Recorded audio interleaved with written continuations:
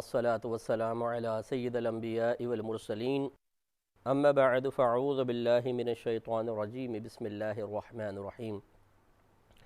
الحمدللہ الہادی پروگرام میں ایک مخصوص ٹاپک کے ساتھ اور اس سے متعلقہ آیات اور ان کی مستند تفاسیر اور ان سے حاصل ہونے والے درسی نکات کے ساتھ آپ کی خدمت میں ایک دفعہ پھر حاضر ہیں۔ جیسے کہ آپ کو معلوم ہے کہ اس وقت جو ہمارا موضوع چل رہا ہے وہ اچھی اور بری صحبت کے بارے میں ہے۔ صحبت کا مطلب ہوتا ہے کسی کے پاس اٹھنا بیٹھنا، اس کے پاس اپنا وقت گزارنا۔ تو ہم کہتے ہیں کہ جی اس نے فلاں کی صحبت اختیار کر لی۔ اچھی صحبت کا اثر اچھا ہوتا ہے اور بری صحبت کا اثر برا ہوتا ہے، یہ ہر شخص پہچانتا ہے۔ لیکن یہ بات مسلمہ ہے کہ اچھی صحبت کا اثر دیر میں اثر کرتا ہے اور بری صحبت کا اثر تیزی کے ساتھ سرایت کرتا ہے، اور یہ دراصل اللہ تعالیٰ کی طرف سے ایک ہمارا امتحان ہے کہ ہمارا نفس ہمارے ساتھ ہوتا ہے، ساتھ میں شیطان بھی ہے۔ ہم اگر اچھی صحبت اختیار کر بھی لیتے ہیں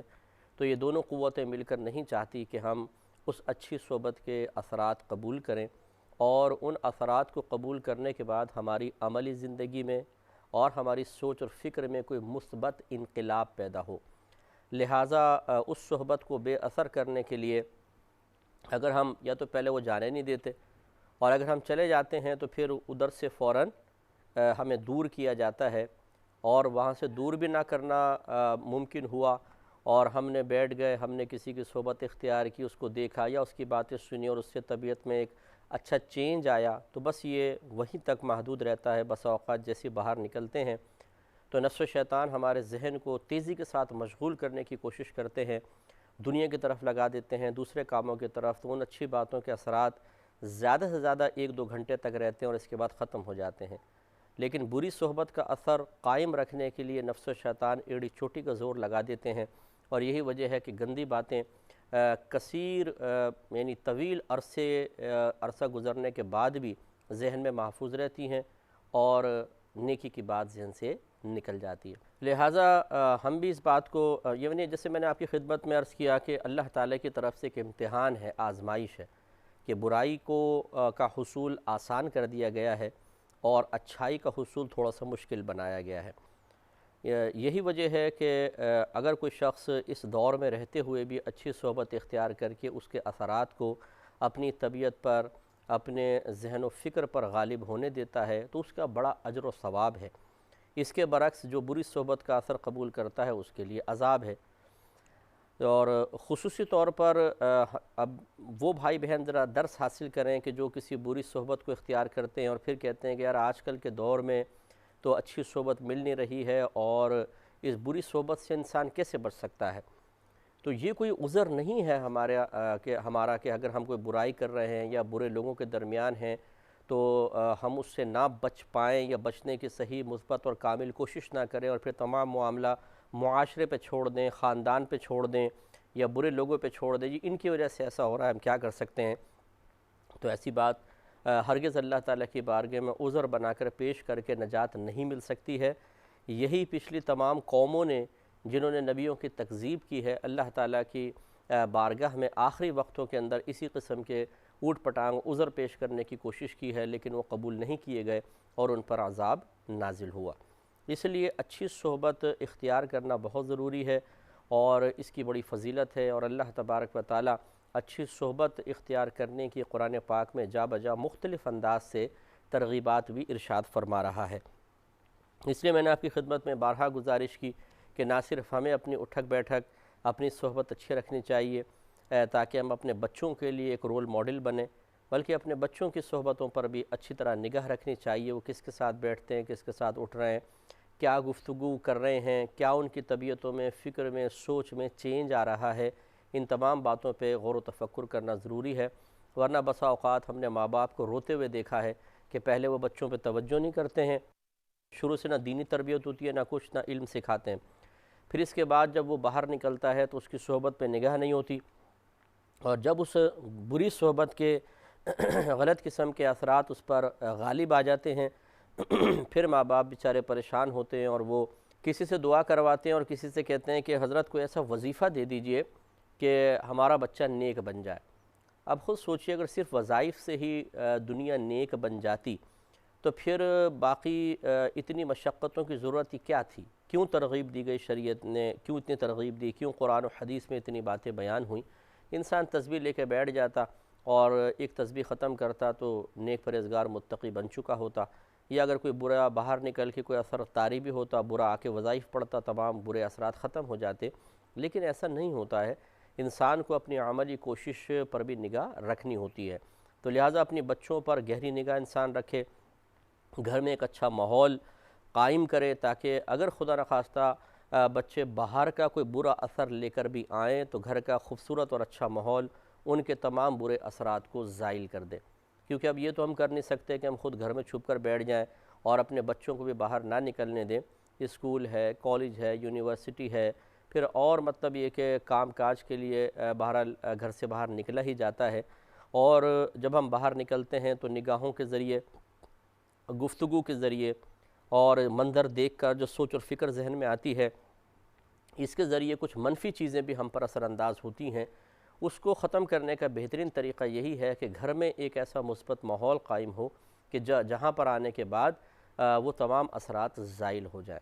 اب اگر ایسا نہ ہو، وہاں پر بھی باہر سے بھی ایسے خراب اثرات مرتب ہوئے اپنی ذات پر، اور جب گھر میں آئے تو وہاں گالی گلوچ ہے اور لڑائی جھگڑے ہیں، فتنہ فساد ہے، ایک دوسرے کی شکل سے نفرت ہو رہی ہے، چھوٹی چھوٹی باتوں پر بڑے بڑے جھگڑے چل رہے ہیں، تو آپ خود سوچئے نہ باہر اصلاح ہو سکی، نہ گھر کے اندر ایسا ماحول، تو پھر بچے کہاں جائیں گے؟ اور کس طریقے سے ہم خود بھی ان بری صحبتوں کے برے اثرات سے محفوظ رہ سکیں گے؟ تو آئیے ایک آیت اور دیکھتے ہیں، سورہ انعام کی آیت نمبر 52 ہے، 52۔ اس میں شان نزول پہلے دیکھ لیجئے کہ نبی کریم صلی اللہ علیہ وسلم جب تبلیغ دین فرما رہے تھے تو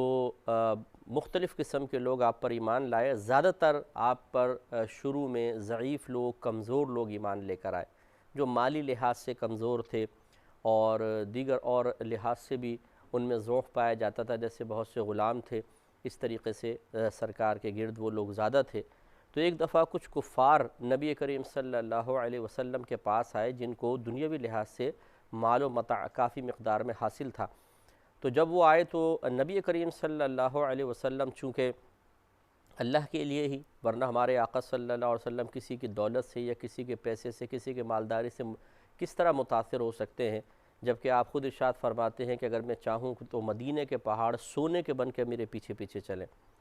صرف آپ نے یہ سوچ کر کہ یہ مالدار لوگ ہیں اور قوی لوگ ہیں، کچھ سردار قوم ہیں، اگر ان کو میں اسلام کی طرف مائل کرنے میں کامیاب ہو جاتا ہوں تو ان کے پیچھے ان کی پوری قوم اور قبیلے بھی آ جائیں گے۔ لہٰذا میرے آقا صلی اللہ علیہ وسلم نے ان کو جب بٹھایا تو انہوں نے ایک ڈیمانڈ رکھی کہ یا رسول اللہ، ہم آپ کے پاس بیٹھتے ہیں، آپ کی بات بھی سنیں گے، لیکن پہلے ان جو یہ کمزور اور ضعیف لوگ یہاں بیٹھے ہوئے ہیں، ان کے کپڑے ایسے ہی ہیں اور معمولی قسم کے لوگ ان کے ساتھ بیٹھتے ہوئے ہمیں شرم آ رہی ہے، تو آپ ان کو یہاں سے ہٹا دیں۔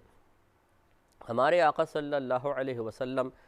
کی عادت کریمہ تھی کہ کوئی کسی بھی طریقے سے دین کی طرف مائل ہوتا، اگر وہ ناجائز ڈیمانڈ نہ ہوتی تو آپ اس کو قبول فرماتے کہ ایک دفعہ یہ آئے تو صحیح، پھر تعلیمات شرع کی برکت سے اور نبی کریم صلی اللہ علیہ وسلم کی خود صحبت کی برکت سے وہ ان تمام چیزوں سے توبہ کر لے گا۔ جیسے بہت سارے لوگ ایسے تھے کہ جو مال کے لیے بعض اوقات اس طرف مائل ہو جاتے تھے، اسی لیے مصارف زکوٰۃ میں ایک مؤلفۃ القلوب بھی رکھا گیا تھا، ایک مصرف تھا، یعنی دلوں کو اسلام کی طرف مائل کرنے کے لیے مال زکوٰۃ کسی کو دینا۔ تو رحمت کونین صلی اللہ علیہ وسلم نے کئی لوگوں کو، جیسے ایک اعرابی آئے تو انہوں نے کہا کہ اگر میں ایمان لے آؤں تو آپ مجھے کیا دیں گے؟ تو آپ نے فرمایا کہ یہ جتنی وادی میں بکریاں ہیں سب کے سب تمہیں دے دوں گا۔ تو اس نے دیکھا بہت ساری بکریاں تھیں، انہوں نے کہا ٹھیک ہے میں ایمان لاتا ہوں۔ سرکار نے فرمایا جاؤ ساری بکریاں لے جاؤ۔ تو وہ اعرابی ان تمام بکریوں کو اپنے گاؤں لے گیا، اپنے قبیلے میں، اور اس نے کہا کہ میں ایک ایسے نبی پر ایمان لایا ہوں کہ جسے تنگ دستی کا کوئی خوف نہیں ہے۔ تو پھر اور لوگ بھی جگ در جگ آ کے سرکار پر ایمان لے کر آئے، اور پھر یقینی سی بات ہے جب کچھ عرصے وہ صحبت میں رہے ہوں گے تو پھر انہوں نے وہ بکریاں خود اللہ کے راہ میں صدقہ کر دی ہوں گی۔ تو یوں ہمارے آقا صلی اللہ علیہ وسلم اس طریقے سے مختلف حکمتوں سے مائل کیا کرتے تھے۔ جب غزوہ بدر تھا، آمنے سامنے مسلمان اور کفار کی فوجیں کھڑی ہو گئیں، تو اس وقت نبی کریم صلی اللہ علیہ وسلم نے ارشاد فرمایا کہ من قتل قتیلا فلہ صلبہ، کہ جس نے کسی مقتول کو قتل کیا، یعنی کسی بھی کافر کو قتل کیا، اس کا تمام مال اس کو ملے گا۔ تو یہ ایک حکمت تھی سرکار کی کہ تمام، جب یہ آپ نے اعلان فرما دیا کہ جو جس کو مارے گا اس کافر کا مال اس کے لیے ہے، تو اکثر کی نگاہ انتخاب قتل کرنے کے سلسلے میں سرداروں پر چلی گئی کہ ان کے پاس زیادہ مال ہے، انہیں مارو، اور وہی لیڈ کر رہے تھے۔ جب ان میں سے کچھ سردار گرے ہیں تو ایک دم جنگ کا پاسا پلٹ گیا۔ تو یہ حکمتیں تھیں میرے آقا صلی اللہ علیہ وسلم کی۔ تو یہاں پر بھی ہمارے آقا صلی اللہ علیہ وسلم نے نفسانی خواہش کے تابع ہو کر نہیں، بلکہ اسی حکمت کے پیش نظر کہ یہ آئیں گے تو دین کو تقویت ملے گی، کوئی ذاتی منافع مقصود نہیں تھے، تو آپ نے فرمایا کہ ٹھیک ہے تم بیٹھو، میں ان کو ہٹا دیتا ہوں۔ جب سرکار نے یہ ارادہ فرمایا، اس پر یہ آیات کریمہ نازل ہوئیں۔ تو یہ اچھی صحبت کے بارے میں کیسے دلیل بن سکتی ہیں، وہ انشاءاللہ میں عرض کرتا ہوں۔ آپ یہ دیکھیے، اللہ تعالیٰ نے ارشاد فرمایا کہ وَلَا تَطْرُدِ الَّذِينَ يَدْعُونَ رَبَّهُمْ بِالْغَدَاةِ وَالْعَشِيِّ يُرِيدُونَ وَجْهَهُ۔ اے حبیب کریم صلی اللہ علیہ وسلم، آپ ان لوگوں کو اپنی بارگاہ سے دور نہ کیجیے کہ جو اپنے رب کو صبح اور شام اس کی رضا کو حاصل کرنے کے ارادے سے پکارتے ہیں۔ ما علیک من حسابہم من شیء،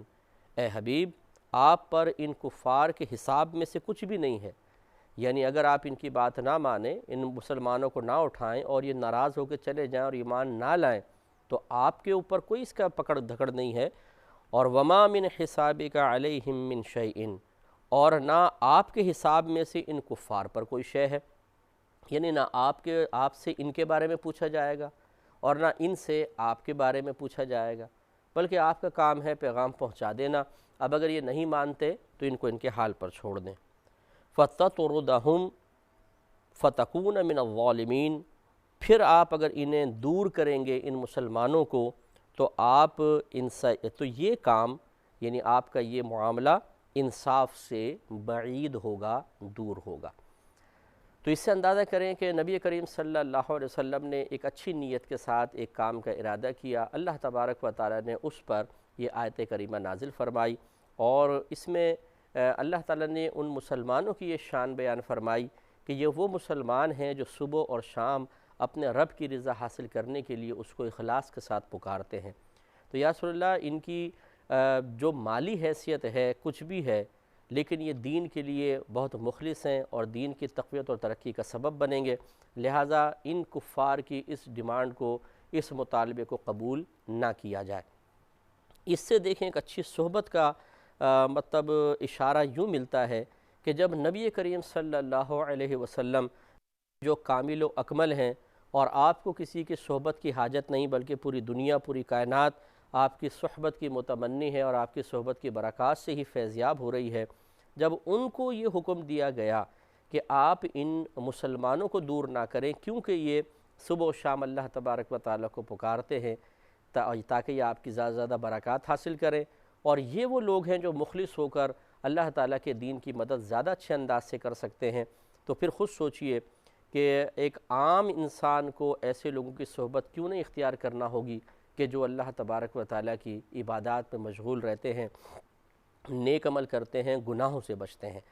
تو اس سے یہ استدلال کیا ہے علماء کرام نے کہ اچھی صحبت بہت ہی بہترین چیز ہے، کہ جب ان نیک پرہیزگار لوگوں کو نبی کریم صلی اللہ علیہ وسلم کو منع کر دیا گیا کہ آپ انہیں اپنے سے دور نہ کریں، تو پھر ایک عام مسلمان، جبکہ نبی کریم صلی اللہ علیہ وسلم کو حاجت نہیں تھی، تو ایک عام مسلمان تو ایسی صحبت کا محتاج ہے، اسے بدرجہ اولیٰ انہیں اپنی طرف سے، اپنے ساتھ سے دور نہیں کرنا چاہیے، اور خود اپنے آپ کو ان سے دور نہیں کرنا چاہیے۔ اس لیے ہمیں کوشش کرنی چاہیے کہ اچھی صحبت اختیار کریں۔ حضرت موسیٰ علیہ السلام کی یہ تلقین دوبارہ ذرا ذہن میں لائیں، جو میں نے کئی دفعہ پہلے بھی بیان کی، کہ ایسے لوگوں کی صحبت اختیار کرو، ایسے لوگوں سے دوستی کرو کہ جن کو دیکھ کر تمہیں خدا یاد آ جائے، جن کی گفتگو سے تمہارے علم دین میں اضافہ ہو، اور جو اپنی زبان سے نہیں بلکہ یعنی ان کی زبان کے کلمات نہیں بلکہ ان کا عمل تمہیں نصیحت کے لیے کافی ہو جائے۔ تو ایسوں کی صحبت اختیار کرنے کی اس زمانے میں ضرورت ہے۔ اب ہمارے بھائی بہن کہتے ہیں کہ جی ایسی صحبت کہاں ملے گی، تو میں نے اس کا بھی جواب آپ کو دیا کہ ڈھونڈنے سے ہر چیز مل جاتی ہے، تلاش کرنے پر موقوف ہے، اور اگر بالفرض آپ کو اچھی صحبت ایسی میسر نہیں ہوتی تو خود اچھے بنیں اور اپنی اچھی صحبت کے ذریعے دوسروں کو فیضیاب کرنے کی کوشش کریں. یہ پہلے سے زیادہ مشکل کام ہے. اچھی صحبت اختیار کرنا یہ ایک مشکل کام ہے. پھر اس اچھی صحبت کے اثرات کو اپنی ذات پر مرتب ہونے دینا یہ ایک اور مشکل کام ہے. اور اس سے بڑا مشکل کام یہ ہے کہ خود نیک بن کے دوسروں کو اچھی صحبت فراہم کرنا، یہ واقعی اس سے بڑا مشکل کام ہے. لیکن جب انسان کوئی بڑا کام کر لیتا ہے، مشکل کام کرتا ہے، تو اللہ تبارک و تعالیٰ پھر اس کے لیے ایسے ہی آیات نازل فرماتا ہے. اب تو سلسلہ ختم ہو گیا آیات کے نزول کا، لیکن یہ غور کریں کہ ان مسلمانوں نے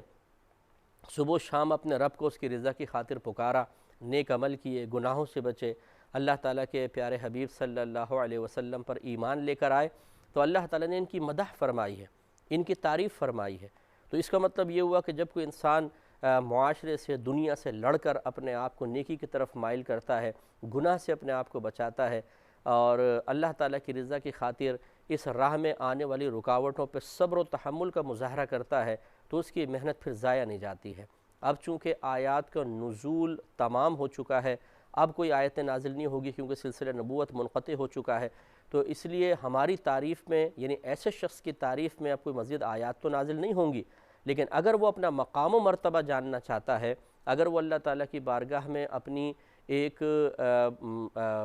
مجلسی حیثیت جاننا چاہتا ہے کہ میں اللہ تعالیٰ کی بارگاہ میں کیا حیثیت رکھتا ہوں، اگر اس کی مجلس ہو اللہ تعالیٰ کی تو اس میں میرا مقام کیا ہوگا، تو وہ ان آیات کو پڑھ کر نتیجہ مرتب کر سکتا ہے.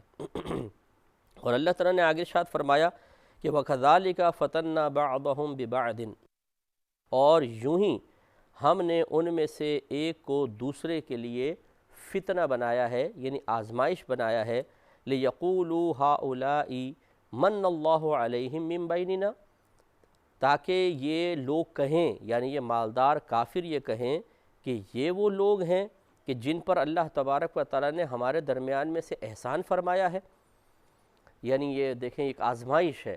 اور یہ بڑی غور طلب بات ہے. ذرا سوچئے، عموماً ایسا ہوتا ہے کہ جو نیک ہیں، پرہیزگار ہیں، نیکی پہ چلنے والا ہے، وہ چونکہ حرام نہیں کمائے گا، وہ غلط چیزوں کی طرف نہیں بڑھے گا، وہ کسی کی جھوٹی غلط سفارش نہیں کرے گا، تو وہ مالی لحاظ سے تھوڑا سا پیچھے نظر آتا ہے. تو لوگ اس کو تنقید کی نگاہ سے دیکھتے ہیں اور اس کی حقارت کی وجہ سے، مالی حقارت کی وجہ سے نہیں سمجھتے کہ یہ ہماری صحبت کے قابل ہے، تو پھر اس پہ تنقیدات ہوتی ہیں. اللہ تعالیٰ نے اسی کا دفاع فرمایا ہے. انشاءاللہ اس کے بارے میں مزید عرض کروں گا نیکسٹ پروگرام میں. وآخر دعوانا ان الحمدللہ